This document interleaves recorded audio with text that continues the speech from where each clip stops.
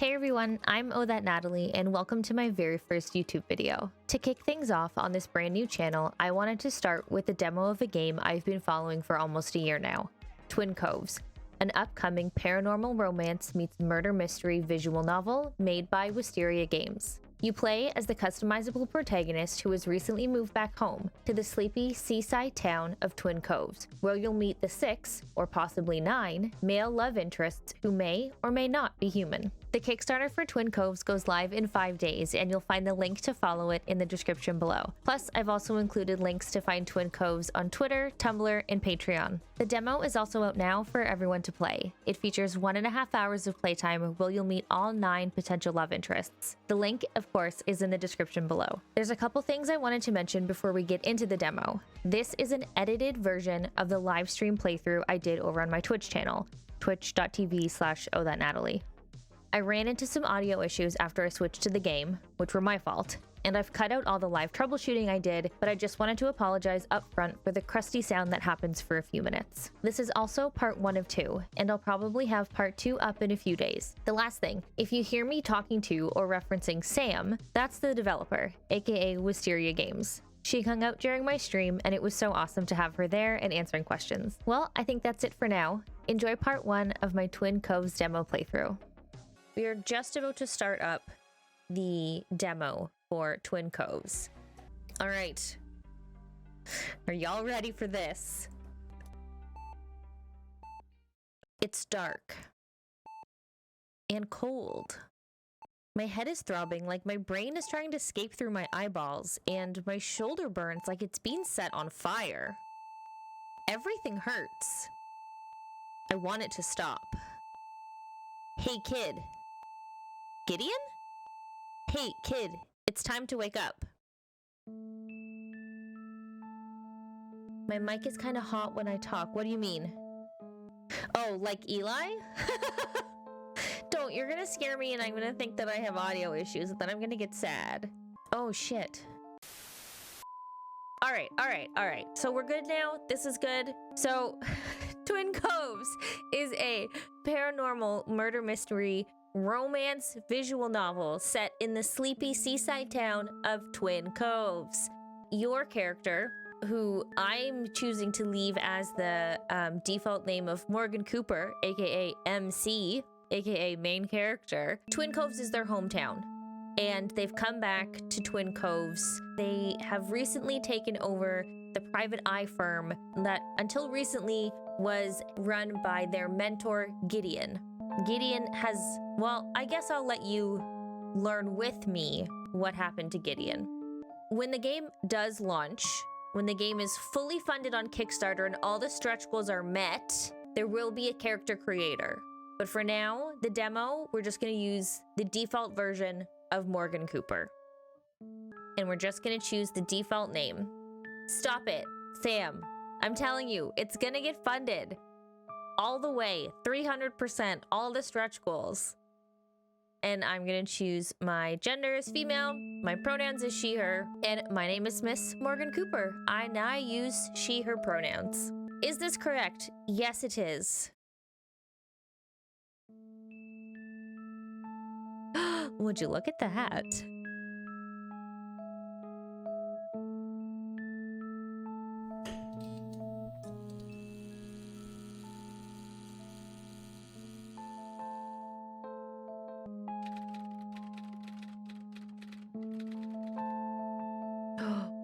Oh my God, 1999. Chapter 1, Poking an Old Wound. I jerk awake, scanning the room for Gideon, but he isn't there. Of course he isn't. It's been a week since his funeral, and I'm alone in his small apartment like I have been since his heart attack. Well, now we know what happened to Gideon. Though, I guess it's mine now, along with his car and his business, Clearwater Investigations.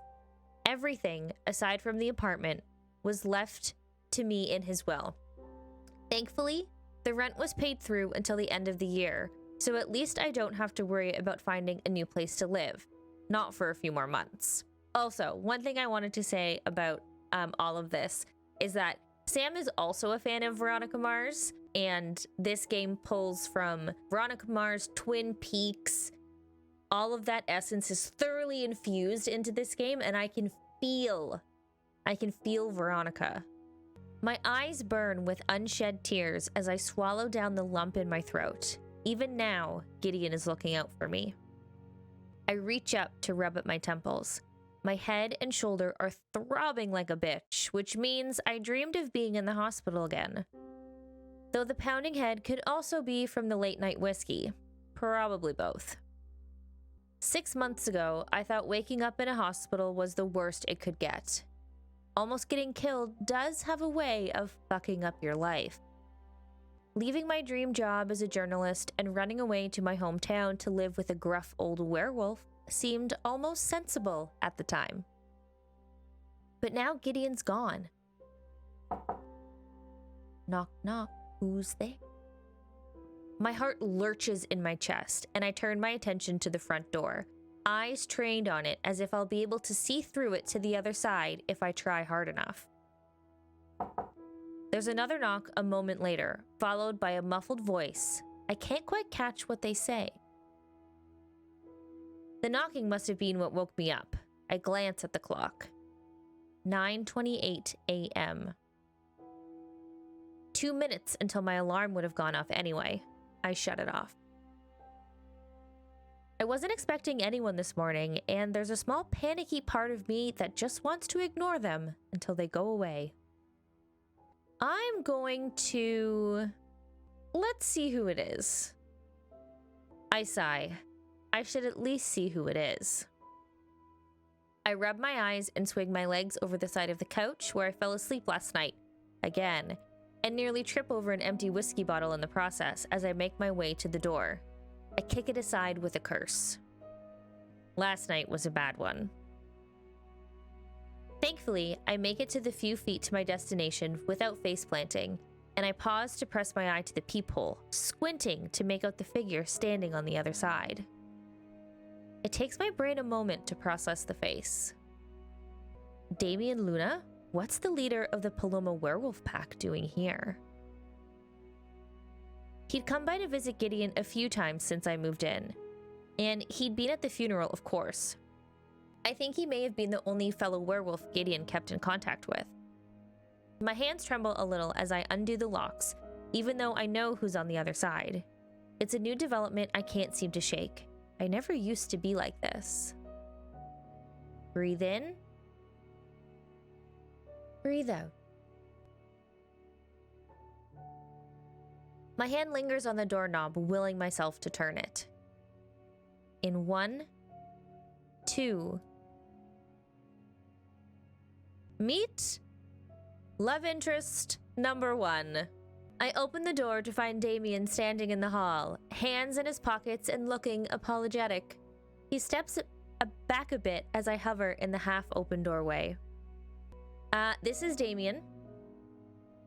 He is one of the 9 love interests in Twin Coves, but he is a stretch goal route.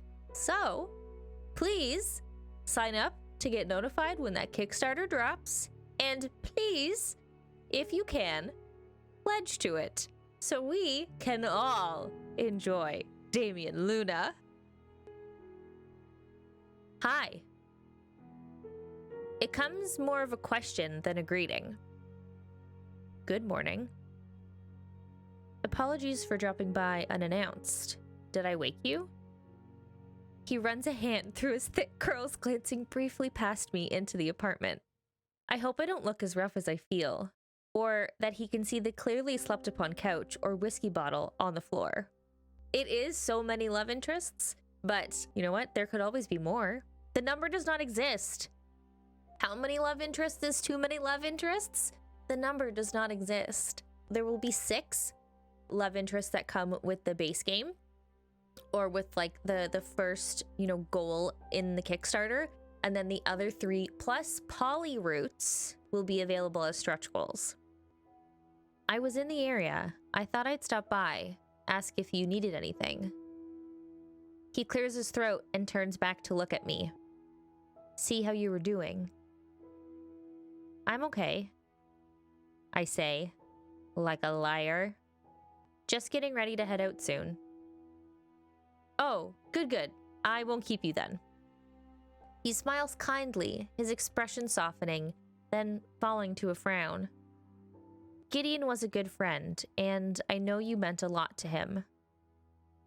And he meant a lot to me. He was the closest thing I had to a father. If you ever do need anything or just want to talk, please don't hesitate to call. Anytime. Day or night. A kind man, this Damien. Very kind. You still have my number? I cross my arms tightly over my chest and nod. Yeah, of course. Damien was the one who called me to let me know Gideon was gone. We only talked a few times after that, mostly about the funeral, and Gideon leaving everything to me in his will. Real talk, this is A+ rating for werewolves because this is legitimately how wolves would act, and Wolf Tracks would know! Stamp of approval from the Marshmallow Squad's resident wolf.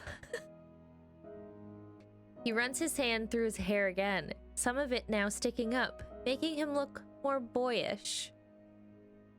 I always assumed pack leaders were these tough, grizzled werewolves, like Gideon, but Damien always struck me as more of the type you'd see on the cover of Time magazine, not running a small pack in the middle of nowhere. Though I vaguely remember Gideon mentioning him taking over the role was unexpected. I'm surprised he dropped by, especially since I'm not pack and thus technically not his concern.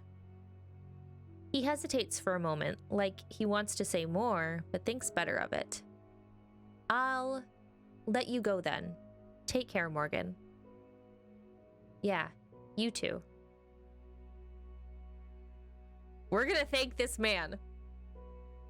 He dips his chin in parting and heads to the stairs, but before he's more than a few steps down, I call out after him. Hey, Damien?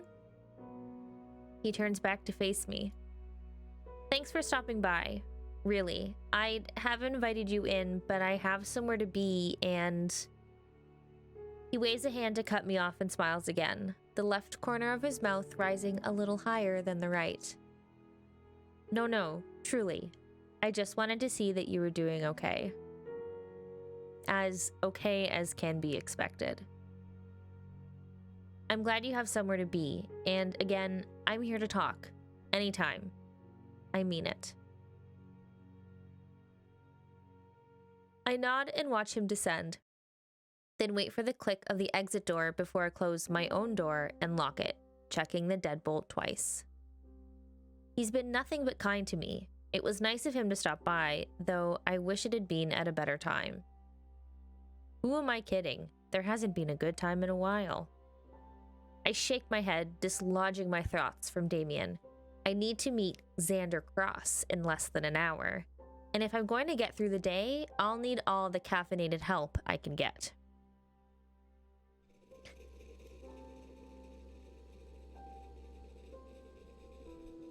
The coffee maker clicks on just as I enter the kitchen, right on time.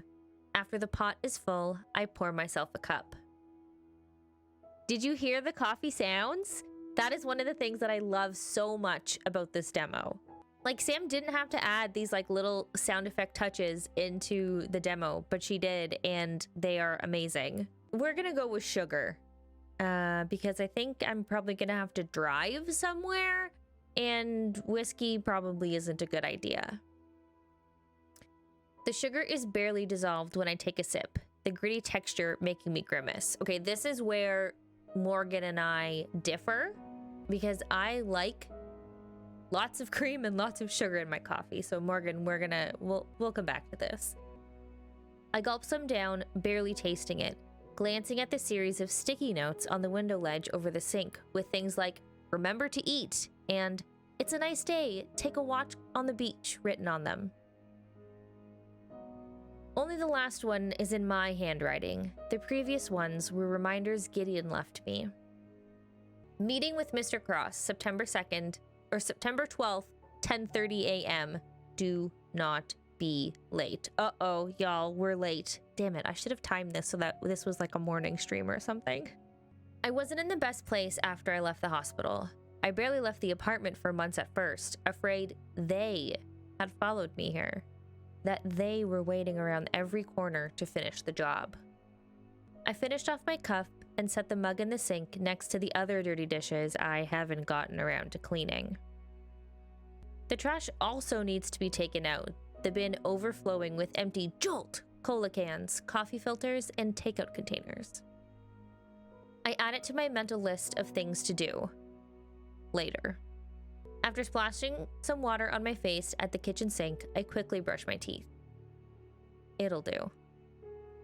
I change out of my sweats and ratty t-shirt and throw on my unofficial uniform of jeans and a gray hoodie, slipping my feet into my go-to shoes. Let's go with a worn pair of Docs. I glance at the clock again, 9:45 a.m. Should be enough time to swing by Moe's Diner and grab something to eat. There sure as hell isn't anything edible left in the fridge unless I want to eat a mustard and moldy bread sandwich. I should also go grocery shopping. Eventually. I'm gearing up to unlock the various locks and deadbolts once again when another note catches my eye. Wear a jacket. It's getting cold out. Gee. The pesky lump in my throat comes back at the sight of the last sticky note Gideon left me. Okay, I hear you, Gideon. I open the closet door and peer at the rack of decades out-of-fashion coats and threadbare jackets. I brush my hand over every one, passing by my own until I land on the one I want. A leather jacket or a jean jacket? I think when I did this the first time I did a leather jacket, so we're gonna go with a jean jacket this time. It feels a little bit more Canadian. Yeah, complete the Canadian tuxedo. Exactly, RJ. Hello. I grab Gideon's old jean jacket and shrug it on. The material is so worn, it's almost soft. It doesn't fit, but I don't care. Oh, wait, you know what? Hold on. A few moments later. It's not a Natalie special stream unless I also look the part. So not only do I match Morgan, I also match my boyfriend Eli. I'm gonna fucking roast in this, but it's worth it. It's worth it. This is how much I love this game. It doesn't fit, but I don't care. I bury my nose into the collar for a moment, inhaling the calming, familiar scent of evergreen trees and mint that still lingers. I take a few deep breaths before unlocking the door, then step out into the hall and lock it behind me. I hate that my heart pounds just at the thought of leaving the apartment. I can do this. Everything will be fine. Breathe in. Breathe out. I adjust my hair, making sure it covers my scar, and check twice to make sure the door is locked before heading out to start my day. My first normal one in a while. Important question, if you're wearing the leather jacket, does that show on the character portraits? Yes, yes it does. That is something that Sam implemented for the demo. Like when the full game is out and you create your character, I believe that it will be reflected on the screen as well when your sprite shows up. Thankfully, Moe's Diner is only a 2-minute walk away, right on the beach with a view of the town's lighthouse. It was Gideon's favorite place in Twin Coves. He could eat a Moe's double bacon cheeseburger for breakfast, lunch, and dinner. And he did. Often. I swallow hard and force myself to think of something else. Prying into my waffles won't be a good look on my first day eating there since his passing. I turn the corner to Moe's, then slip in through the back entrance into the familiar din of the diner. The bell over the door chimes as I enter, and Norma looks up at me from her current task of refilling the salt and pepper shakers to give me a warm smile. So right now Norma is just a silhouette, but in the full game, Norma will have a sprite. Wow, look who the cat dragged in. She's been one of the waitresses at Moe's forever. She worked here when my mom did, back when I was a kid. Occasionally, my mom had to take me to work with her when she couldn't find a babysitter in the summer. Norma would sneak me plates of onion rings throughout the day, making me pinky swear not to tell. Though, looking back, I'm sure my mom knew. She gives me a once-over, eyeing my choice of outfit. So I've been living in giant hoodies for a few months. Sue me. You're here early this morning. I give a non-committal shrug. I think she's more surprised that I'm here at all. Your appointment is here. I wasn't sure if you were going to show. I must be giving her a baffled look because she motions with her head towards a booth at the end. Young man, tall, skinny, whole lot of freckles. Still doesn't ring any bells. I wasn't supposed to meet anyone, at least not here. I just needed my waffle fix before I head out over to Ivy House. Well, he's been waiting for you, or for Clearwater Investigations, which is you now. She fills the last salt shaker and leans in, eyes dancing conspiratorially. He's cute. I roll my eyes. Uh-huh, that's exactly what I need right now. Norma arches a brow, though her all-knowing look isn't lost on me. Go meet him, or don't. It's no skin off my teeth. She disappears into the kitchen and I grunt, then head towards the booths, scanning for this supposed meaning of mine. I spot someone matching Norma's description, and at first, I'm just as confused. I don't think I'm supposed to meet anyone other than Mr. Cross this morning, unless Gideon had an appointment he didn't tell me about, but I was practically his secretary, so I doubt it. Yet, I can't shake the feeling that there's something about him that's familiar. His head is down, a long unruly hair with just a hint of red hides half of his face. He's wearing a jean jacket. That's seen better days. It's not until I spied the guitar case leaning against the back of the booth in the seat across from him that it clicks. I blink a few times, just to be sure. Cassidy? Cassidy Fisher?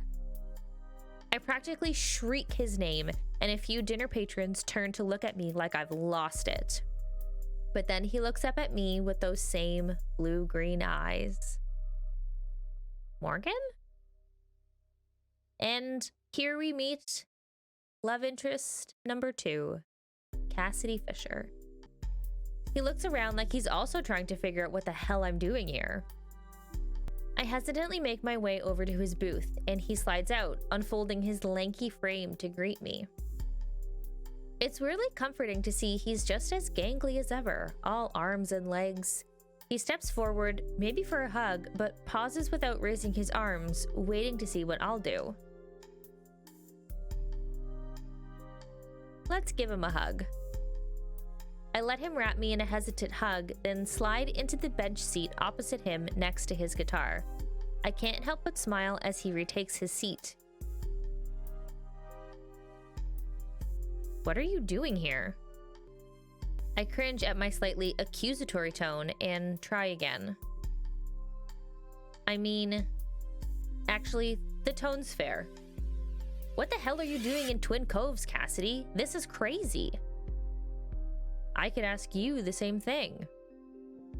I live here. This is my hometown. Your turn. He rests his elbow on the table and rubs the back of his neck. Well, I was here to meet someone named Gideon Clearwater, but the waitress over here seems to think that's you. I glance over my shoulder at Norma to see her watching us out of the corner of her eye as she pours a new cup of coffee. Busybody. I turn back to Cassidy as he looks at me through his impossibly long lashes. You change your name on me, Jellybean? A nickname? Cassidy, who are you? We both freeze at Cass's slip-up, the term of endearment he used when we dated years ago. He starts to apologize, but I shrug it off. Lovers to enemies to friends to lovers, maybe? No name change. I just took over his business. Gideon Clearwater died 2 weeks ago. My throat tightens and I blink away the wetness threatening to gather in the corner of my eyes. Talking about him out loud is always worse. He had a heart attack while out on a stakeout. It was sudden. The coroner said his heart just... I stopped. Cassidy doesn't need to know all this. He reaches out and lays a hand over mine, his palm dry and rough. Shit, Morgan, I'm sorry. He meant a lot to you? Yeah. Yeah, he did. I've known him since I was a kid. He was like... I swallow, and it feels like gulping down sandpaper. You know, I remember you talking about a Gideon back when I just didn't put two and two together, I guess. He looks out the window to the ocean, face pensive, his brows drawn together. Thankfully, Norma comes around to take our order, though I have a feeling she's been holding off as not to interrupt our reunion. She pulls out her order pad and then plucks the pen from behind her ear. So what kind of waffles will it be this morning, hun? Blueberry. She looks to Cass, who just asks for another glass of water, and she moves on. Not eating? No, I already ate before I got here. I lean back in the booth and cross my arms, pinning him with my best stare. So, how did you know Gideon? Cass mimics my pose and arches a brow, though I can tell he's trying not to smile. Perhaps I've lost my touch. He gives in and sighs, rubbing at the back of his neck again. I didn't really. I got his business card from someone a while ago. Gave the number a call to see if Gideon could help me out. He said I could come to Twin Coves. He'd see what he could do. So we set a date to meet, and I made my way here. Still not staying in one place for long? I take a sip of water and look away in hopes of appearing casual, but Cassidy must hear something in my tone because his face falls and he starts picking at a loose thread on his sleeve. Morgan, I cut him off. I'm not looking for apologies years too late. Why did you call Gideon? He doesn't answer for a moment, shifting in his seat. It's my mom. I haven't heard from her in a while, and I'm worried. She's never been one to keep in touch regularly, but even my granny and granddad haven't heard from her. I was hoping Gideon could maybe find her, make sure she's okay. An uneasy feeling begins to ease its way through my initial surprise at seeing Cassidy sitting in my hometown diner. Is that really all that's wrong? Siobhan, right? Siobhan Fisher is her name? Cass glances up at me surprised. Yeah, that's right. Norma appears before I can say anything else to drop off my plate of waffles, along with a glass of orange juice and a steaming cup of coffee I didn't order. I thank her and pull the coffee mug closer. I grab a couple packs from the holder and dump them in. I take a sip and burn my tongue a bit, but I need all the caffeine I can get today. I bring a forkful of syrup-drenched waffle to my mouth, but as soon as the food hits my tongue, all I taste is cardboard, and I'm tempted to spit it back out. It's not the cooking. Moe's is always good. It just doesn't taste the same without Gideon sitting across from me. I drop my fork onto my plate and push them away. I could look for your mom for you, if you want. I take another sip of coffee and watch Cass's expression morph from shock to disbelief to something else I can't pinpoint. No, that's okay. Thanks, though. I'm sure she's fine. She always is. I was going to tell Gideon not to bother when I met him this morning. I just didn't want to not show up. Oh! Do we want to be sassy to the boy that maybe broke our hearts 7 years ago?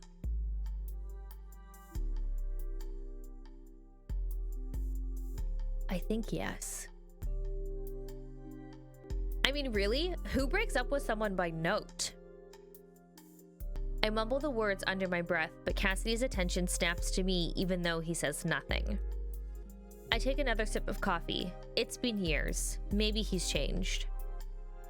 Though, I doubt it.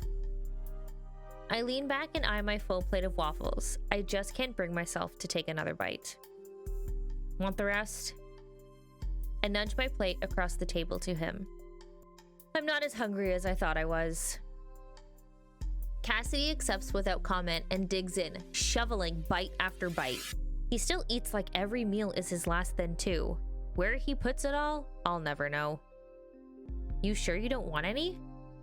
The words are a little unintelligible with his mouth full of waffles.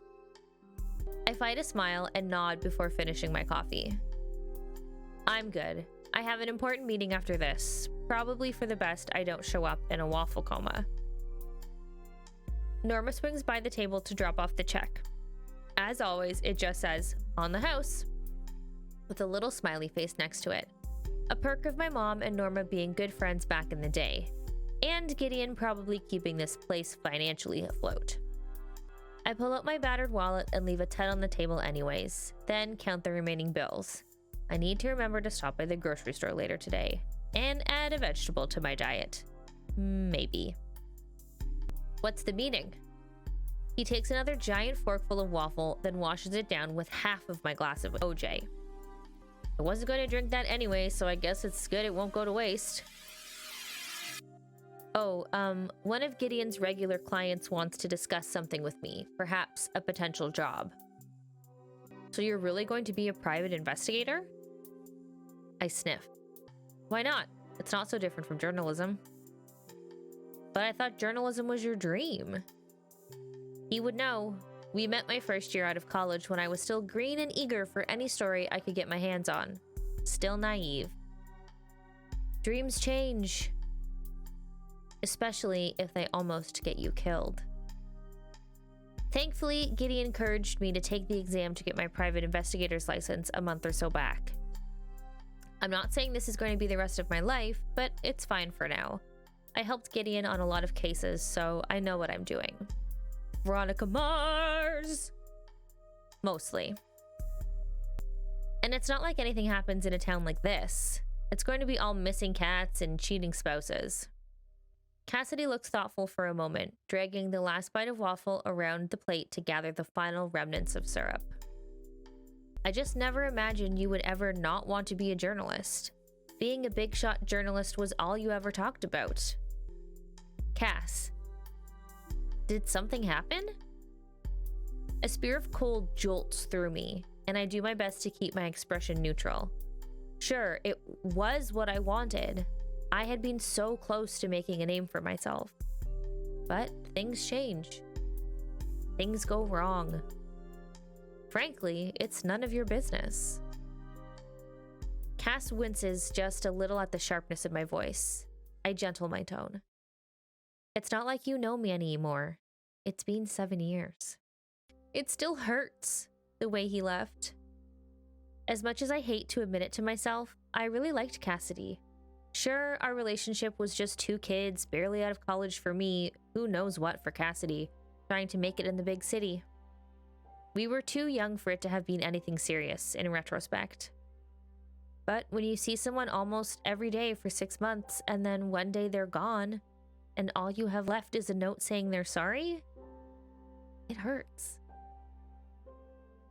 Even 7 years later. Cass seems to notice the shift in mood and leans forward, hands out in front of him like an offering. I am sorry, you know, how I left. I've never been good at goodbyes, and you deserved better than that. Than me. Oh, I didn't see this before. Oh my God.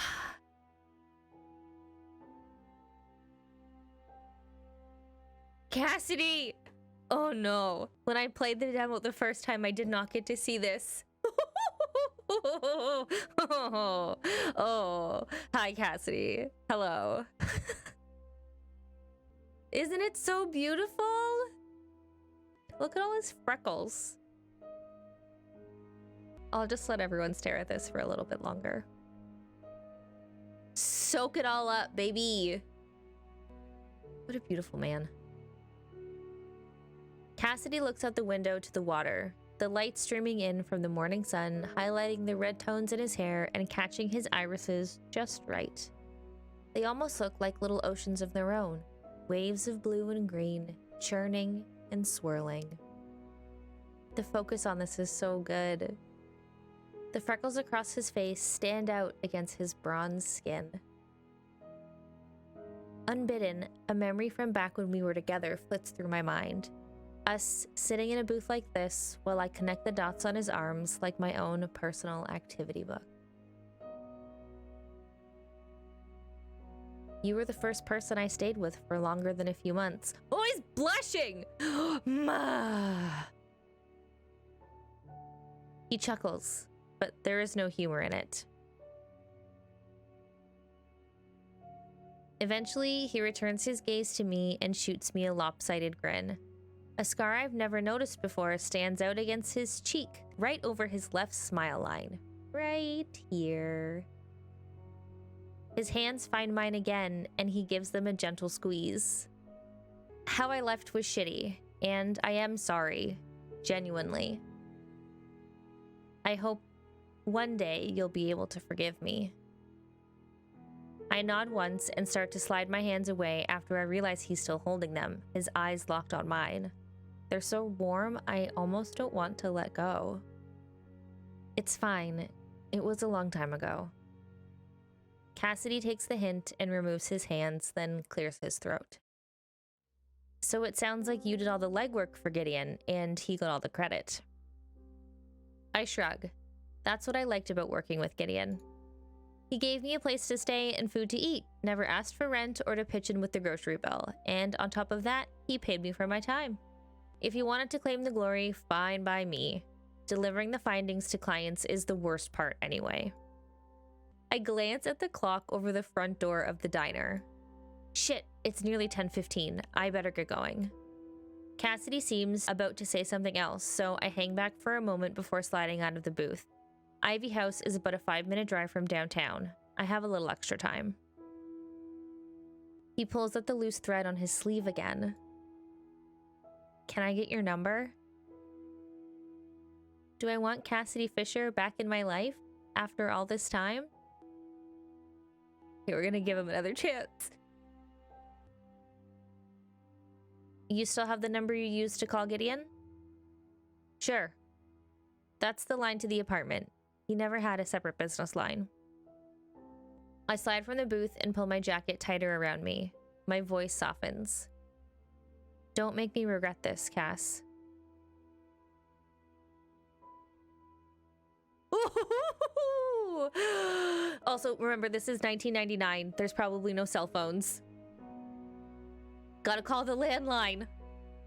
He gets out of the booth and pulls me into a hug. His body feels nice against mine, like it always did. His voice is barely above a whisper as he speaks into my ear. You won't. I didn't get this the first time I did this demo. Oh no.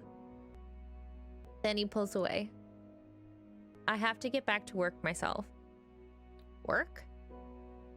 Yeah, I got a job as a deckhand on a commercial fishing boat out here. Thought I'd hang around at least until the end of the season. Earn some extra cash. Oh my god, he's still blushing. Oh, I didn't realize you were staying in town for a bit. He smiles cheekily. How else would we go on a date?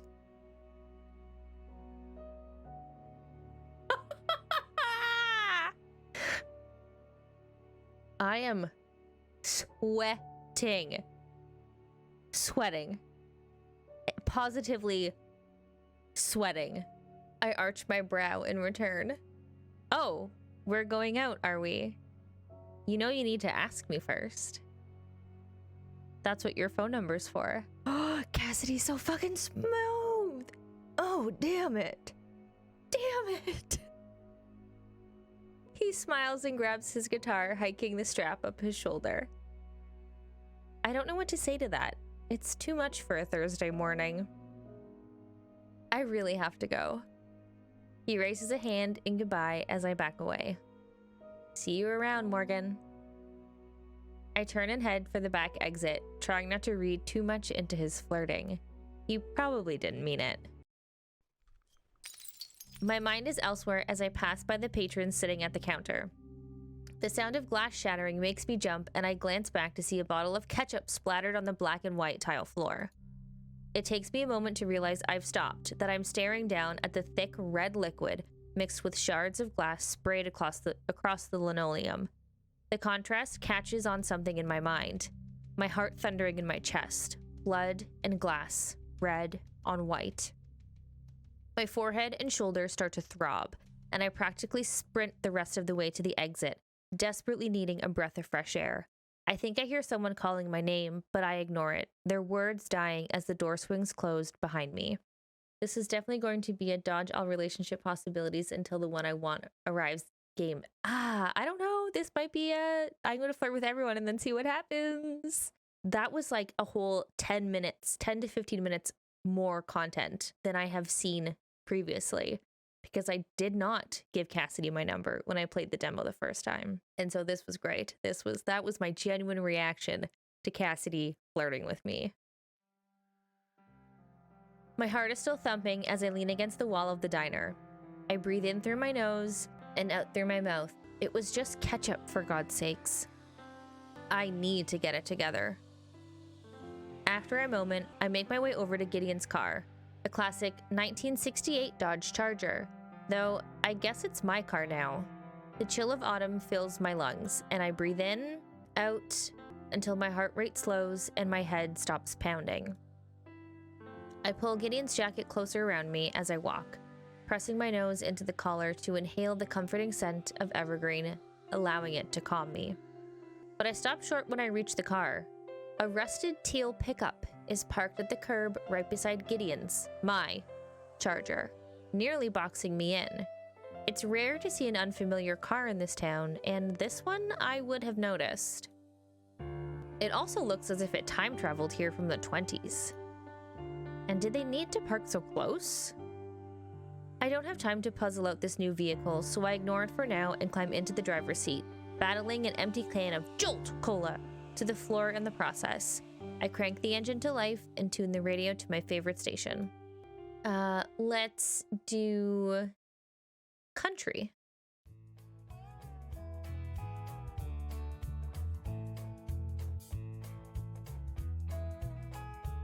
Hold on. What happens if I do this?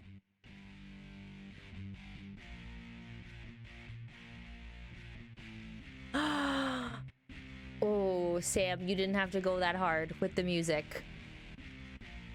So good.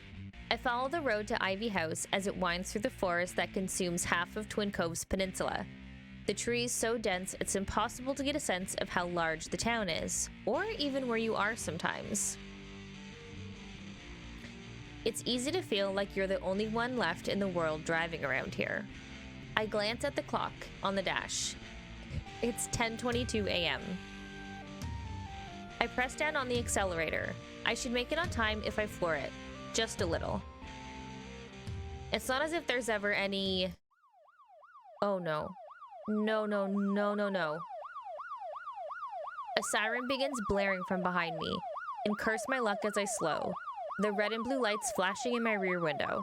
My hand tightens on the wheel, and I veer off the shoulder of the road, the shrill whine drilling into my head, making my forehead throb for the third time today.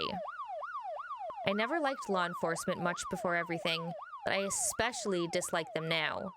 And that goes double for the law enforcement in Twin Coves. They're a bunch of henchmen at the beck and call of the mayor and city council, serving the interests of the wealthy who live in the East Side. And if you've ever watched Veronica Mars, you know that that's exactly what the Neptune County sheriffs do at the beck and call of the 09ers. Gotta stop speaking things into existence, Morgan. I know, right? When it's all of us in Old Town that support Twin Coves and keep it afloat. I glance back as I come to a stop, waiting for them to pull up behind me. But the sheriff's department SUV just flies around me and continues down the road, disappearing around a bend. I sag into my seat, exhale, and continue on my way. I pull into the discreet drive that leads to Ivy House, marked only by an iron gate. The bed and breakfast is a renovated Tudor-style manor house built in the 1920s by a descendant of one of the town's founding families. though it's belonged to the same man for nearly 80 years, Xander Cross, Twin Coves' only vampire resident. For someone as wealthy and well-traveled as he is, it's a mystery as to why he bothers with such a quaint business. My tires crunch over the gravel as I slow to a stop. The sheriff's department SUV is parked on the drive up ahead, and I watch as the sheriff himself climbs out. Gunner North. We both went to Battle Creek High one town over. It's jarring seeing him all these years later in anything other than a Letterman jacket. I steel my nerves with a few deep breaths, then slowly get out of my car. But my heartbeat picks up again anyway. I'm too young to be having this many heart palpitations in a day. The sight of an ambulance has me frozen in place. I take another deep breath in. Out. I do my best to ignore the increasing ringing in my ears, the panic attack seconds away from sending me into a spiral. I see the sheriff's lips moving, but I'm too far away to make out what he's saying. All I can think is, they're here. They've come to finish the job. A moment later, I see two people, paramedics, emerge from the tree line on the far side of the house, something long and white between them. It takes a second for my brain to process that it's a stretcher and what looks like a sheet spread out over it. One of the paramedics stumbles on the transition between gravel and grass, tipping the stretcher ever so slightly. An ashen arm falls to the side, hanging limp as the paramedics continue on the ambulance, unaware. But it's not the sight of a dead body that has my heart seizing in my chest. I've seen a few of those before. It's the rose tattoo on the wrist. Even from this distance, I'd know it anywhere. Chills wash over me in freezing waves as my mouth goes dry and my hands begin to shake. It's all I can do not to throw up the coffee and bite of waffle I had this morning. Thankfully, I don't have a full stomach. I take a step. Forward or back, I'm not sure. But my legs are like jelly as they give out from under me. My knees and palms take a brunt of the impact as I slam onto the sharp gravel, but I don't feel a thing.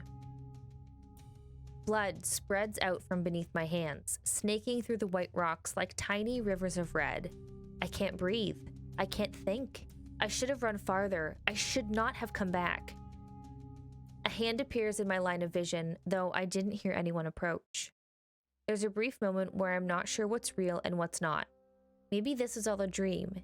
Maybe I'll wake up in Gideon's apartment any minute now. We'll go to Moe's, order all the waffles we can eat. I squeeze my eyes shut. Breathe in. Breathe out. Miss Cooper?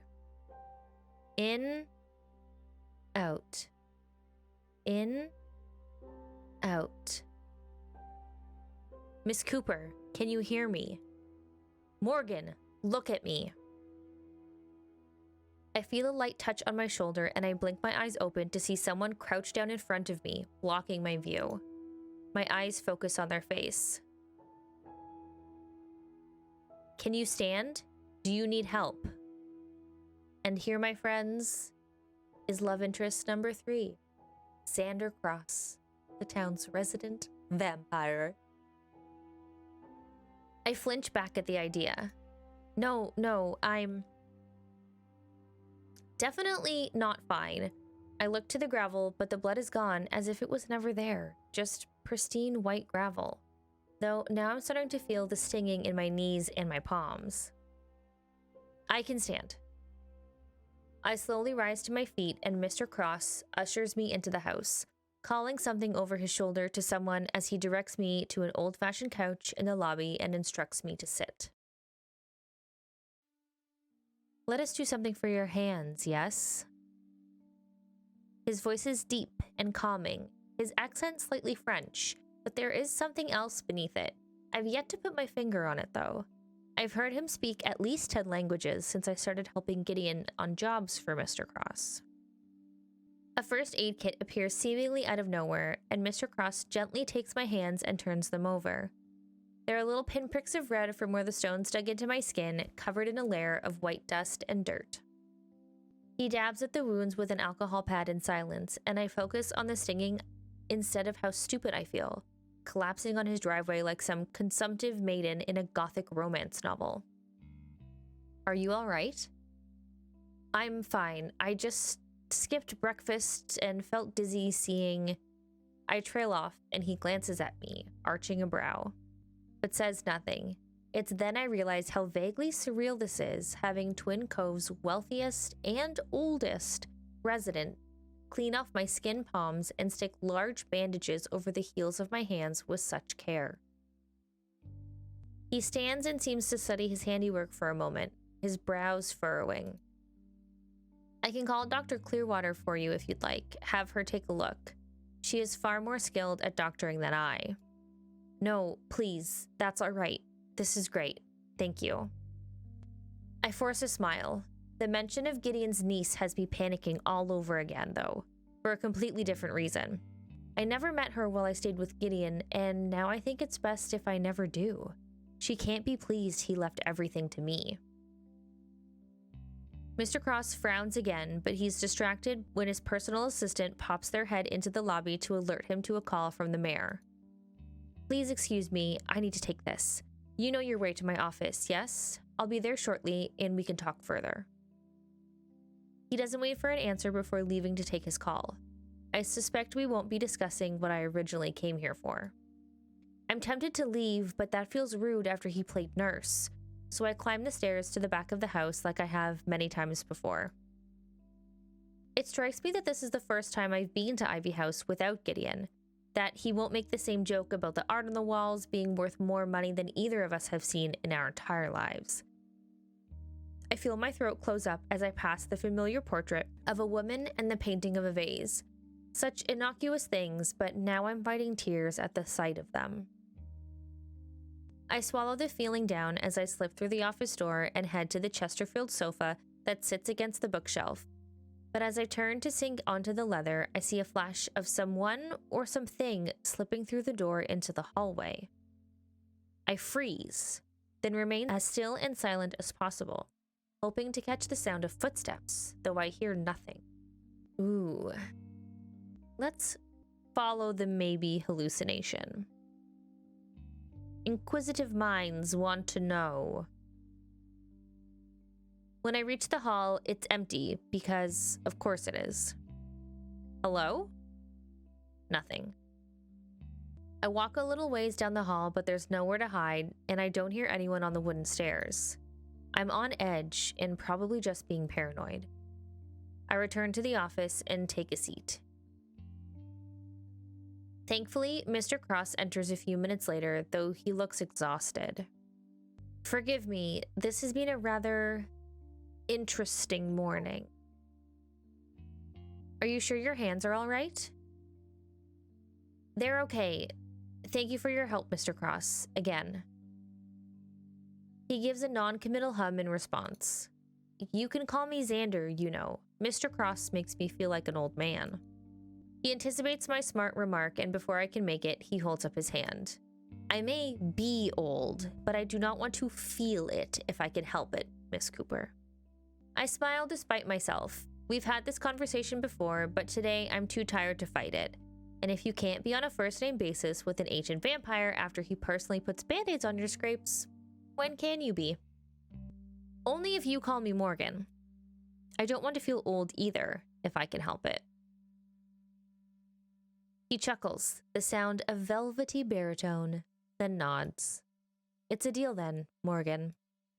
It's a deal, Xander. The levity of the moment fades away, and Xander reaches up to rub at his temple. What happened with the... I can't say body, but I have to ask, though a part of me doesn't want him to answer. He sighs and sits on the edge of his desk, looking through the stained glass window.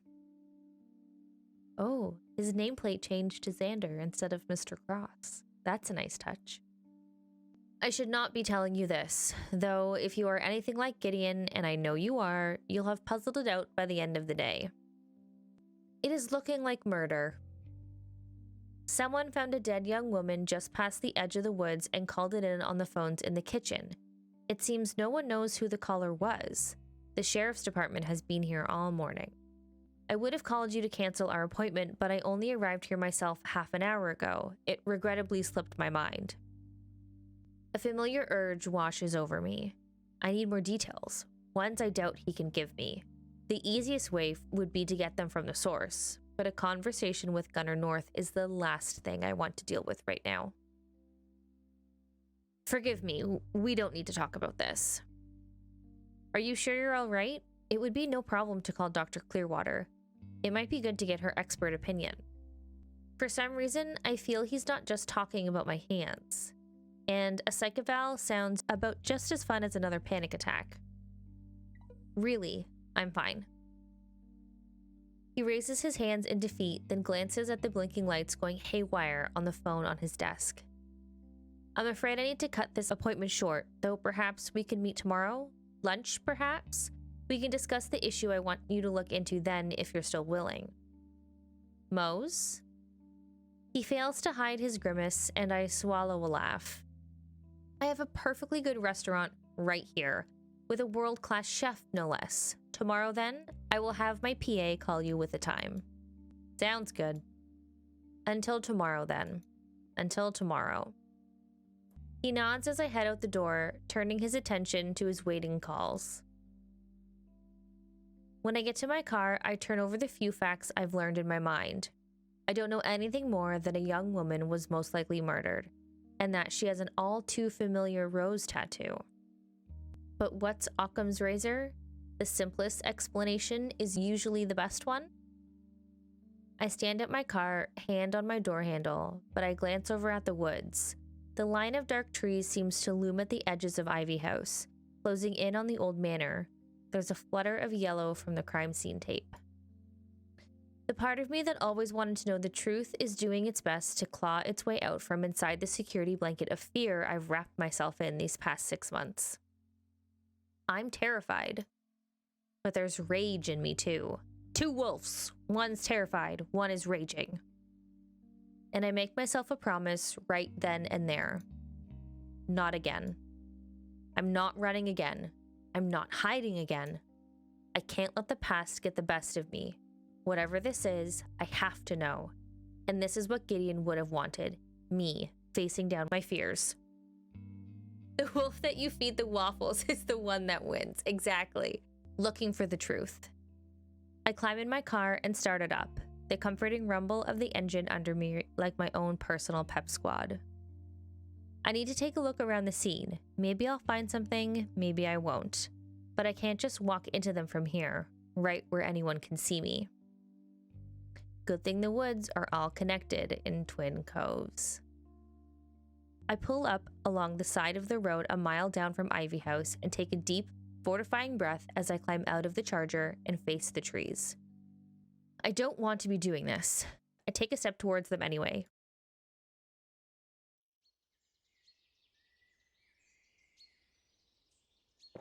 Preparing myself for thirst. As I head further into the trees, the scar along my forehead begins to itch, and my shoulder pulses faintly. I clutch my hands into fists, grabbing onto the sleeves of Gideon's jacket. This feels a bit like poking a wound just to see if it hurts. You know for a fact it will, and yet you do it anyway, just because you want to feel that hurt. There are no sounds other than the occasional birdsong. The forest is so peaceful, it's hard to imagine something as gruesome as a murder taking place here.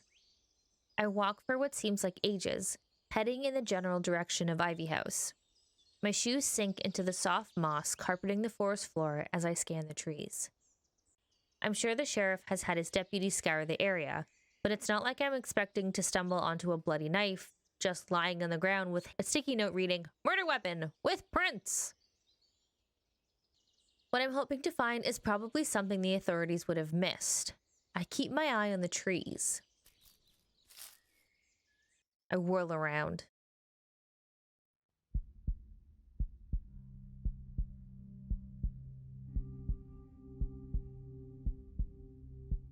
I freeze, ears straining. It was probably a squirrel or a rabbit. Or a fucking murderer, you fool. My palms are starting to sweat. My heart a steady beat in my ears. I slip my hand into my pocket and close my hand over the pepper spray on my keychain. I spin again in the other direction, eyes frantically scanning the surrounding area. Then I see a flash of fire moving through the trees. Huh, what do we want to do? Morgan seems like she's a little bit reckless. She did say she wasn't going to run again. She wasn't going to hide. So we're going to run towards it. Bad decision number 1. No, not fire. A person? I start jogging towards them, not even considering that I could be running towards a murderer. This is what got me in trouble the last time. This is what almost got me killed last time. I just don't know when to stop. It's what made me a great journalist once upon a time. The closer I get, the more easily I can make out the shape of someone navigating through the woods 10 or so yards ahead. They are moving so quietly, I'm not even sure they're real.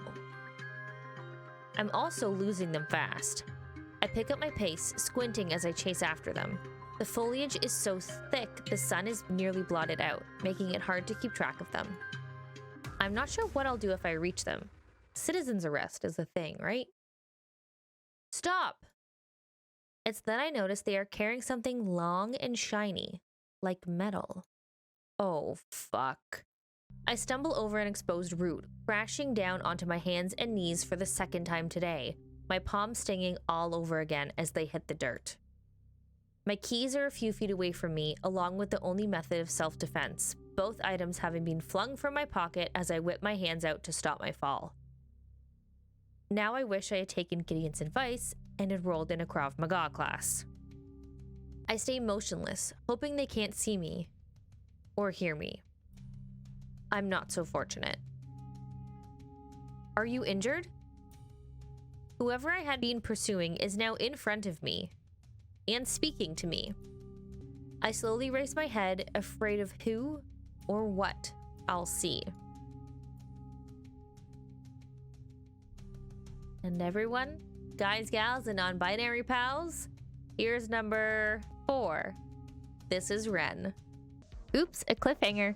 This seemed like a really great stopping point for part 1. We've met 4 out of the 9 potential love interests so far. I'd love to know in the comments which one was your favorite. Out of these 4, I'm leaning heavily towards Cassidy. That boy was smooth and I was not expecting it. Part 2 and the remaining 5 love interests should be revealed in the next few days. If you liked the video, don't forget to hit the thumbs up button and subscribe. I'm trying to get to 100 subs so I can get a nice, neat looking URL. The link to my Twitch channel is also in the description below if you wanted to give me a follow over there. Thanks for watching. Bye.